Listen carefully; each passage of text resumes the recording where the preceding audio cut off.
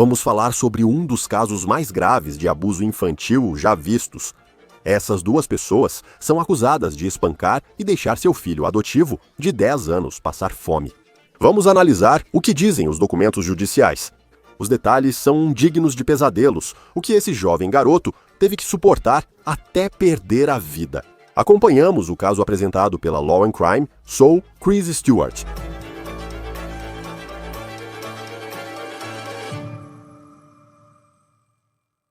Não é fácil falar sobre casos como o que estamos discutindo hoje, e é difícil acreditar que, se o que está sendo alegado for verdade, os suspeitos desse caso realmente existam neste planeta. Aqui estão eles, apresentados às câmeras da imprensa, em San Antonio, Texas. O vídeo é da KENS-TV. Jonathan e Cristina Miranda agora são acusados de homicídio qualificado. Esta é uma foto do filho adotivo deles. O nome dele era Michael. Ele tinha 10 anos de idade. Você pode ver o grande sorriso que ele tinha no rosto. A mãe adotiva dele, agora acusada no caso, disse à polícia que Michael foi adotado após suposto abuso, negligência e abuso sexual. Não sabemos o quanto disso é verdade sobre as acusações contra essa mulher e o marido. Mas é claro que esse menino merecia uma vida melhor. Esta é a casa onde a polícia foi chamada, em 24 de setembro, às 21h22. Aviso novamente, não é fácil comentar sobre o que dizem ter achado nessa casa. E espere até ouvir o que o advogado do suspeito está dizendo em sua defesa. Eles dizem que há mais nessa história. Dentro da casa, a polícia encontrou Michael inconsciente. Tentaram salvá-lo, mas ele morreu. Agora, aqui estão os ferimentos que a polícia diz que o jovem Michael tinha. Eles dizem que ele parecia estar passando fome, estava emagrecido e desnutrido. Ele apresentava escoriações no rosto, pernas e pés, além de hematomas e traumas nas costas em diferentes fases de cicatrização. Documentos judiciais também dizem que o menino estava usando fralda. Lembre-se, ele tem 10 anos de idade. E dizem que, quando removeram a fralda, ele tinha feridas nas nádegas. Ele também estaria sofrendo do que é chamado de prolapso retal grave. Isso significa que o intestino grosso dele estava saindo para fora das nádegas. O legista identificou possível lesão traumática interna no pescoço de Michael. Durante a revista policial na casa, os pais adotivos de Michael foram levados para a delegacia e interrogados. Seu pai, Jonathan, logo solicitou um advogado. Sobre o que Cristina, a mãe, disse, é preciso entender primeiro o que a polícia afirma ter encontrado na casa, além dos ferimentos no jovem Michael. Especificamente, eles dizem que na lavanderia a polícia encontrou fezes secas.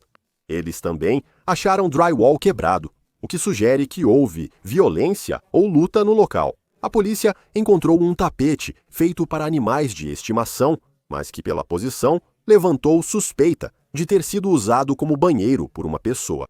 Quadros na parede exibiam listas de verificação dos pais de Michael, marcando tarefas que ele cumpria. Cristina, quando estava sob custódia, supostamente disse que Michael não estava se sentindo bem. Então, eles o mantiveram naquele quarto por alguns dias para monitorá-lo.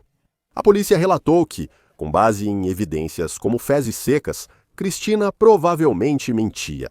Ao serem questionados sobre quanto tempo Michael ficou no quarto, Cristina, assim como o marido, teria pedido um advogado. A polícia afirma ter ouvido outras crianças da casa. As crianças supostamente disseram que Michael era espancado fisicamente todos os dias.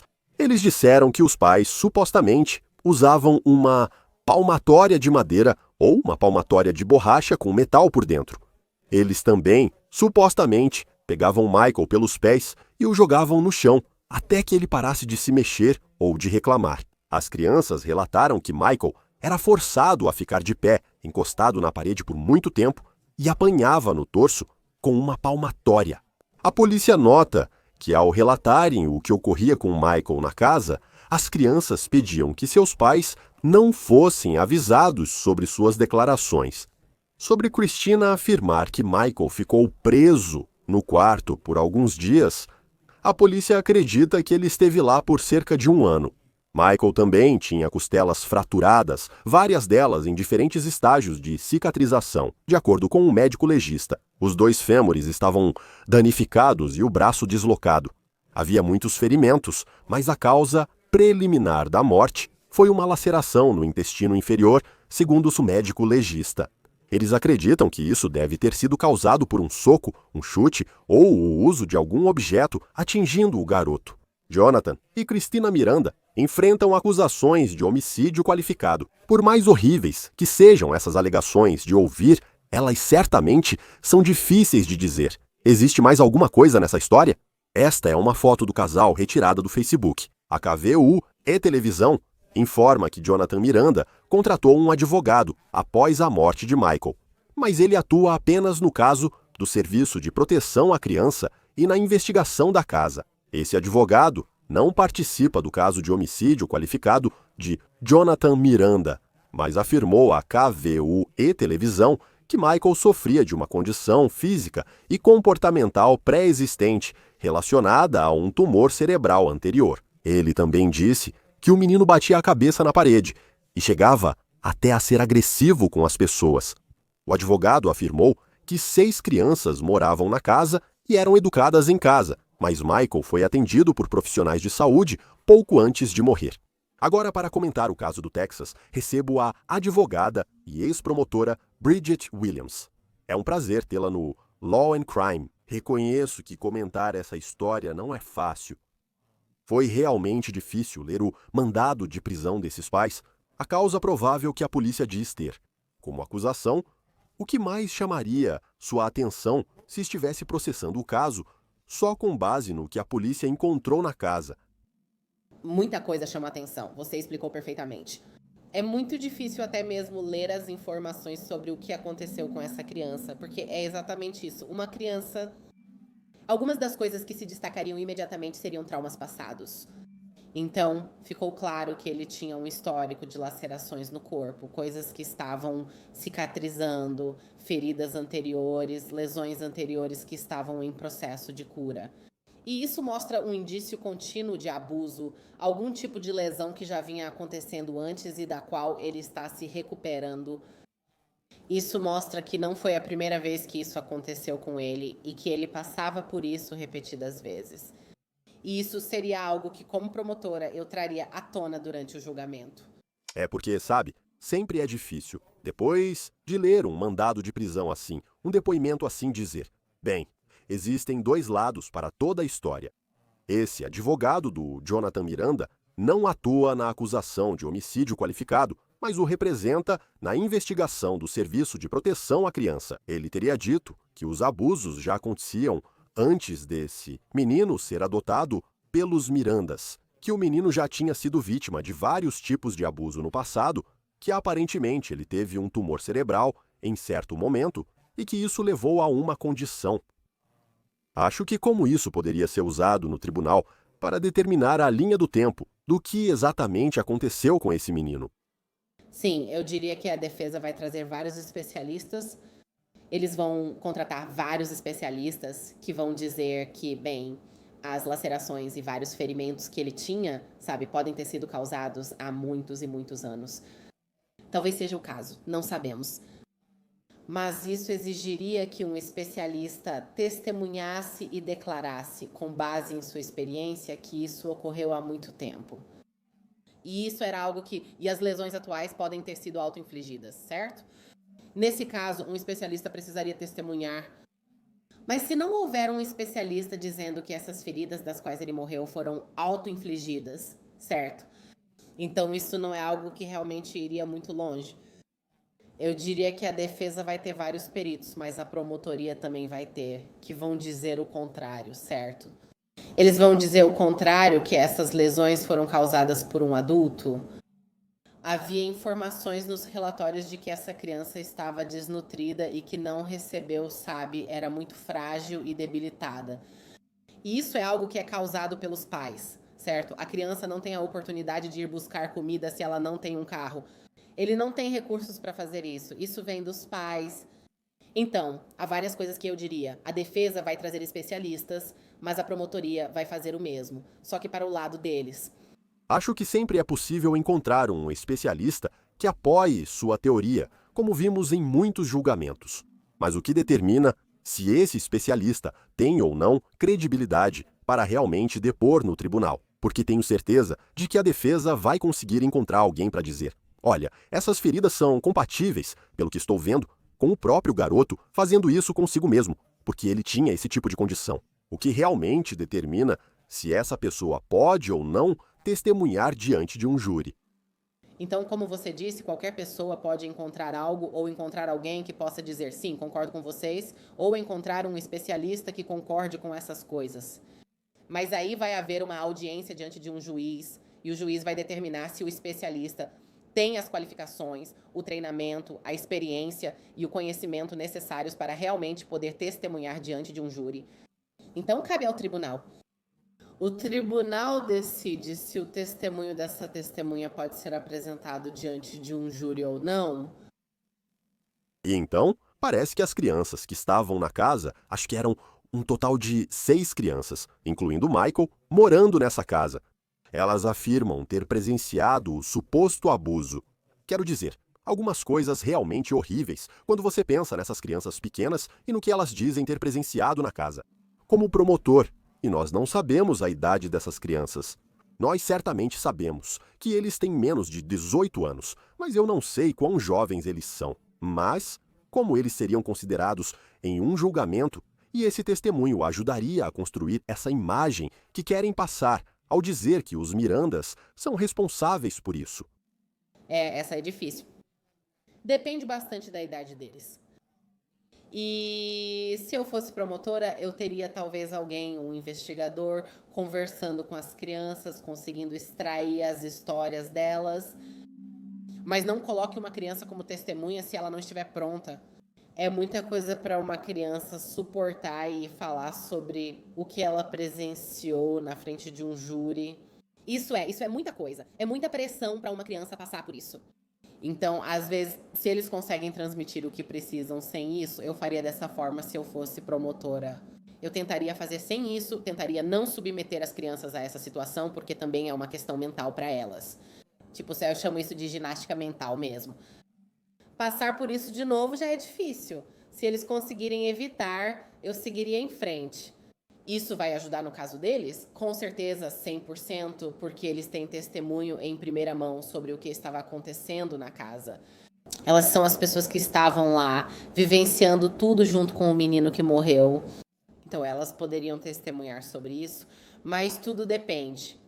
Acho que você meio que observa a maturidade de cada criança, onde elas estão mentalmente, e aí toma uma decisão a partir disso. Acho que, nos documentos do tribunal, cada criança pediu: não conte aos meus pais que estou falando isso. E então, pensar que elas teriam que testemunhar na mesma sala, com os pais sentados na mesa de defesa, você imagina a pressão que é isso. Também acredito que advogados de defesa são bem pagos, porque, quando uma criança vai ao tribunal, eles precisam ser quem questiona sua credibilidade diante do júri. Como um bom advogado de defesa, consegue fazer isso sem afastar os jurados, evitando que pensem que ele é só um idiota, e ainda mantém a simpatia por quem acusa seu cliente de crimes tão graves. Essa é difícil. Eu acho que, de novo, isso vai depender de cada caso. Depois que a advogada de defesa consegue ver quais são as perguntas que a promotora faria logo na primeira linha de questionamento, certo? Então, o que estamos perguntando só no interrogatório direto? E então, depois disso, sabe, elas conseguem avaliar como realmente podem responder a isso. Vai ser caso a caso. Eu não acho que exista uma regra geral para isso, porque, de novo, estamos lidando com uma criança, certo? E então, você não quer, como você mesma disse, parecer combativa. Você não quer parecer agressiva.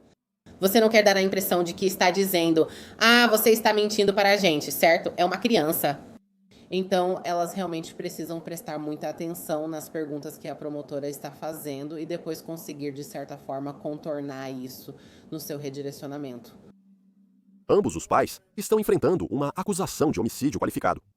Percebi nos documentos do tribunal que eles foram separados, o que é bem comum, e o pai acaba pedindo pelo advogado dele. A mãe afirma que o menino ficou no quarto apenas alguns dias, mas a polícia nega essa informação. Mas então ela pede um advogado. Como funciona no Texas, se eles seriam julgados juntos ou separadamente. Acho que algo assim pode ser julgado separadamente, dependendo do que for necessário. Então, o tribunal vai decidir se é algo que eles devem ser julgados juntos ou separadamente. Se for um bom recurso, né, um bom aproveitamento dos recursos do tribunal, porque se forem todas as mesmas testemunhas, se todas as provas descobertas forem usadas para ambos os réus, então o juiz pode decidir: bem, sim, vamos seguir com isso juntos. Então, isso depende se é um bom uso dos recursos e do tempo do tribunal julgá-los juntos ou separadamente. Se você estivesse defendendo, digamos, a mãe, Cristina Miranda, você gostaria que isso fosse julgado separadamente? Ou isso seria algo que você gostaria que fosse uniforme, sabe? Uma frente unificada com seu marido? Bom, primeiro, eu não assumo casos que envolvem crianças, mas se fosse esse o caso, eu diria que provavelmente gostaria de ser julgada. Eu gostaria de ser julgada separadamente, porque se isso, digamos, sabe, é meio que um apontar de dedos, né? Podemos dizer que foi ele quem fez algo, eu não fiz nada. Sabe, agora a gente meio que consegue apontar o dedo para outra pessoa e ter essa conversa um pouco mais e fica melhor contado desse jeito. Se eu fosse a advogada dela, pediria julgamento separado. Acho que agora ambos enfrentam uma acusação séria de homicídio qualificado.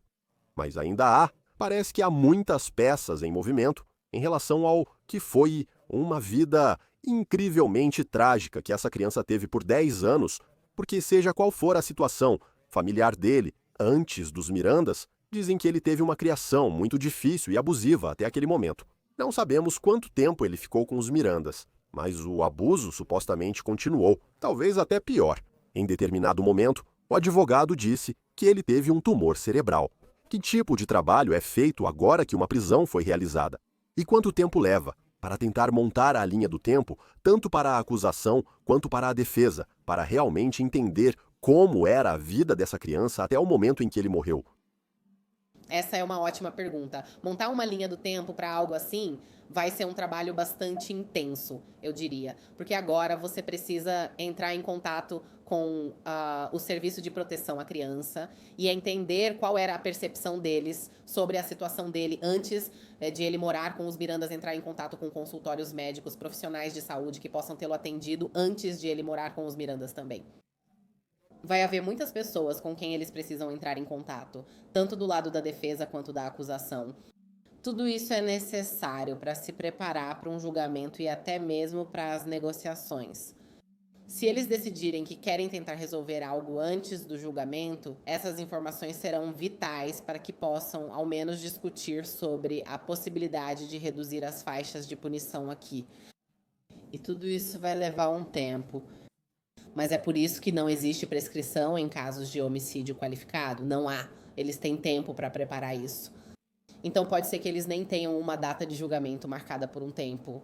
Sobre acusação, homicídio qualificado pode ter definições diferentes conforme o estado, como homicídio em primeiro ou segundo grau. No Texas, o que é homicídio qualificado? Essa pessoa ela pode enfrentar a pena de morte. E nós temos vários casos em que uma pessoa pode ser acusada de homicídio qualificado. E o assassinato de uma criança é um desses casos. E isso atende aos elementos necessários para que uma pessoa possa enfrentar a pena de morte. Você acha, e talvez não em casos dos quais você participou como promotor, mas falando de modo geral no Texas, que ter essa acusação de homicídio qualificado e a possibilidade da pena de morte para um réu pode ser uma ferramenta de negociação eficaz para a promotoria ao tentar buscar, talvez, prisão perpétua sem liberdade condicional, em vez de fazer com que essas crianças tenham que testemunhar em um julgamento o que elas podem não querer fazer. O fato de a pena de morte ser possível no Texas, você acha que isso é uma ferramenta de negociação eficaz para os promotores? Com certeza absoluta. Porque a questão é a seguinte: se você é advogado de defesa, às vezes nosso trabalho é apenas tentar reduzir a sentença, certo? Muitas pessoas acham que o advogado de defesa sempre tenta livrar alguém, mas nem sempre é esse o papel dele. Às vezes o trabalho é só tentar reduzir ou evitar a pena de morte. Se a pessoa não recebe pena de morte, isso já pode ser uma vitória. A promotoria está ciente disso em situações assim. Eles sabem que, se houver comunicação com o advogado de defesa, se houver uma quantidade esmagadora de provas mostrando que essa pessoa preenche todos os requisitos para homicídio qualificado, agora temos poder de negociação para dizer: bem, em vez de oferecer a pena de morte para essa pessoa, vamos oferecer prisão perpétua sem possibilidade de liberdade condicional, como você acabou de dizer, ou sei lá, 100 anos, seja lá o que for, certo? Eles têm essa oportunidade agora, eles têm essa margem de manobra agora. Isso é algo que o advogado de defesa pode dizer. Você não receberá a pena de morte, mas terá que passar o resto da vida na prisão. E sabendo que ambos estão presos agora e enfrentando essas acusações graves, e você sabe, sendo mantidos sob fianças bastante altas, ainda pode haver muito trabalho a ser feito para descobrir a linha do tempo e a história da vida desse garoto. Quanto tempo costuma levar da prisão até a condenação e julgamento em casos assim? Ok, isso vai depender de cada caso. Como você acabou de dizer, leva muito tempo para que o departamento de polícia reúna todas as informações necessárias para apresentar o caso ao escritório do promotor de justiça e para que a equipe de triagem do promotor decida se vai aceitar o caso e dar continuidade. Então isso pode levar, eu já vi levar anos, já vi levar meses, mas o prazo de prescrição não existe em casos de homicídio qualificado. Então pode levar 5 anos até que eles realmente tenham um caso concreto. Pode levar 2 anos. Realmente depende. Sabe, eu tive um caso em que era uma contravenção. O prazo de prescrição era de 2 anos. E a gente só conseguiu uma data no tribunal depois de 18 meses. Então realmente pode, sabe, te levar um tempo. E dependendo do condado, dependendo dos recursos, dependendo da equipe deles, há tantos fatores envolvidos. E vamos ver como esse caso vai se desenrolar. Só um caso horrível, para dizer o mínimo, vindo do Texas. Bridget Williams. É sempre bom tê-la no Law and Crime, mesmo em casos difíceis. Obrigado pela conversa. Obrigada por me receber. Isso é tudo para o One Case, apresentado pelo Law and Crime. Inscreva-se no nosso canal no YouTube e no Spotify. Eu sou Chris Stewart. Nos vemos na próxima vez.